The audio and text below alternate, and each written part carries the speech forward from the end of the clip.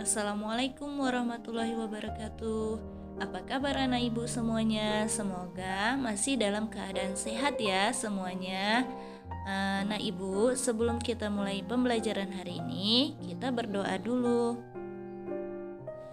Nah anak ibu, hari ini kita akan melanjutkan pembelajaran tema kita. Tema 1, selamatkan makhluk hidup. Subtema 2, hewan sahabatku. Pembelajaran 3. Anak ibu, pada pembelajaran pertama, subtema 2, kita sudah mempelajari cara perkembangbiakan hewan secara generatif atau melalui perkawinan. Nah, perkembangbiakan secara generatif atau melalui perkawinan dibagi menjadi 3 cara. Yang pertama, ovipar atau bertelur.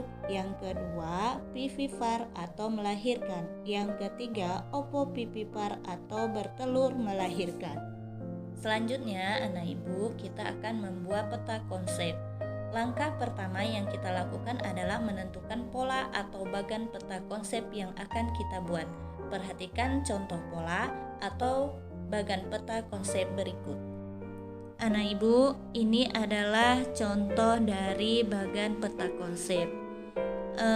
Di sini ibu akan memberikan contoh peta konsep dari perkembangbiakan hewan. Seperti yang sudah kita pelajari, perkembangbiakan hewan itu ada 3 cara. Jadi kita ambil poin penting dalam peta konsep ini dengan 3 poin. Yang pertama, ovipar, yang kedua, vivipar, yang ketiga, ovovivipar. Selanjutnya, setelah kita menentukan poin utama, kita akan masukkan hal-hal penting pada poin utama yang sudah kita pilih. Yang pertama, hal penting yang kita masukkan adalah pengertian dari masing-masing cara perkembangbiakan ovipar, vivipar, ovovivipar. Kemudian selanjutnya kita akan memasukkan ciri-ciri cara perkembangbiakan ovipar, vivipar, kemudian ovovivipar. Kemudian kita akan juga memasukkan contoh hewan ovipar dengan vivipar dan ovovivipar. Nah, di sini ibu akan memberikan penjelasan sedikit dari cara perkembangbiakan hewan dengan cara ovipar, vivipar, ovovivipar dalam bentuk peta konsep. Ini peta konsep dari perkembangbiakan hewan. Yang pertama, ovipar, yang kedua, vivipar, yang ketiga, ovovivipar. Kita mulai dari ovipar. Ovipar adalah perkembangbiakan hewan dengan cara bertelur. Biasanya dilakukan oleh unggas dan reptil. Setelah terjadi pembuahan, embrio yang dihasilkan akan tumbuh dan berkembang di dalam cangkang telur. Embrio tersebut mendapatkan nutrisi dan cadangan makanan dari dalam telur. Ciri-ciri dari ovipar ini, yang pertama, tidak mempunyai daun telinga, yang kedua, tidak mempunyai kelenjar susu, dan yang ketiga, tidak menyusui anaknya. Contoh dari ovipar ini adalah ayam, unggas, bebek, dan masih banyak yang lain. Selanjutnya kita ke perkembangbiakan hewan dengan cara vivipar. Vivipar adalah perkembangbiakan hewan dengan cara melahirkan. Setelah terjadi pembuahan, embrio akan tumbuh dan berkembang di dalam rahim hewan betina. Selama di dalam kandungan, embrio tersebut mendapat nutrisi dan makanan yang dimakan oleh induknya melalui plasenta. Ciri-ciri dari hewan vivipar ini, yang pertama memiliki daun telinga, yang kedua memiliki kelenjar, yang ketiga tubuh ditutupi bulu atau rambut, yang keempat pada umumnya hewan ini menyusui anaknya atau mamalia. Kemudian contoh dari hewan vivipar ini adalah sapi, kambing, kelinci, dan masih banyak contoh yang lainnya. Anak ibu bisa memberikan contoh yang lebih banyak ya.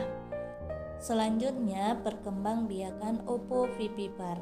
Perkembangbiakan ovovivipar adalah cara perkembangbiakan hewan dengan cara bertelur dan melahirkan.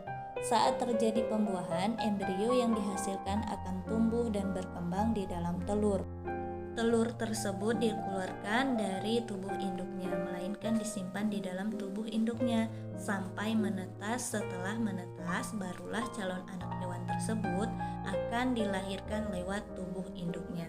Ciri-ciri hewan berkembang biak dengan cara ovovivipar adalah: yang pertama, meninggalkan telur; yang kedua, saat menetas bentuknya sudah sama dengan induknya; yang terakhir, metamorfosisnya tidak lengkap.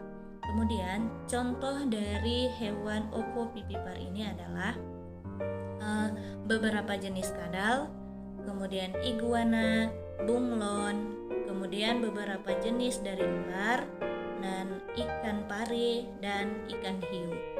Nah, anak ibu, itulah contoh dari peta konsep. Kemudian dari informasi yang sudah ibu jelaskan, anak ibu boleh mencari informasi yang lain untuk membuat peta konsepnya kembali.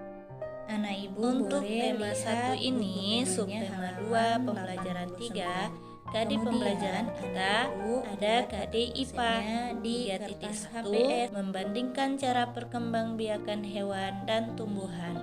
Kemudian 4.1 menyajikan karya tentang perkembangbiakan tumbuhan. Anak ibu nanti bisa lihat di buku temanya masing-masing halaman 85 dan 89. Ikan sangat bermanfaat bagi tubuh. Apabila tubuhmu sehat, kamu dapat mengikuti kegiatan dengan semangat. Sudahkah kamu makan ikan hari ini?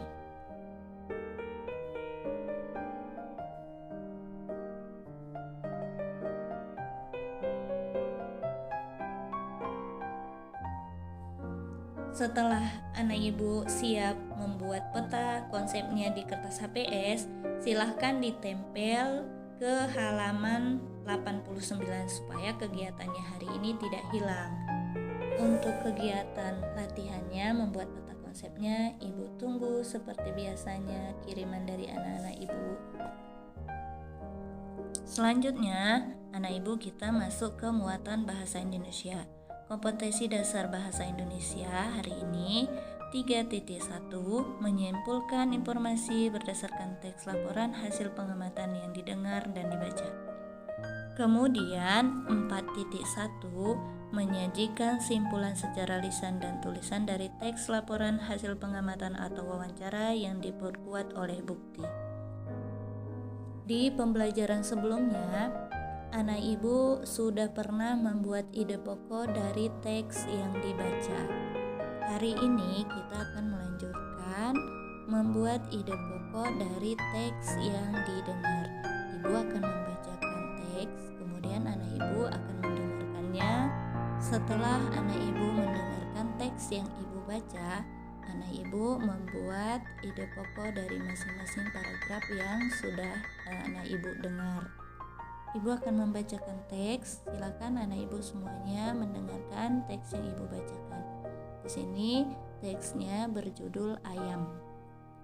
Paragraf 1. Di Indonesia, sebagian besar ayam dipelihara dan diternakkan. Masyarakat memanfaatkan daging dan telurnya. Daging dan telur ayam sangat bermanfaat bagi kesehatan tubuh. Kemudian paragraf kedua, ayam jantan dan betina memiliki perbedaan. Ayam jantan lebih besar dari ayam betina. Ia memiliki jalur panjang dan berjengger lebih besar. Bulu ekor ayam jantan panjang dan menjuntai. Ayam betina berukuran lebih kecil dan tidak memiliki jalur tetapi memiliki jengger kecil dan bulu ekornya pendek. Setelah anak ibu mendengar teks yang sudah ibu bacakan tadi, kemudian gunakan diagram berikut untuk mencatat ide pokoknya, atau anak ibu bisa lihat atau menulis ide pokoknya di diagram buku temanya halaman 90.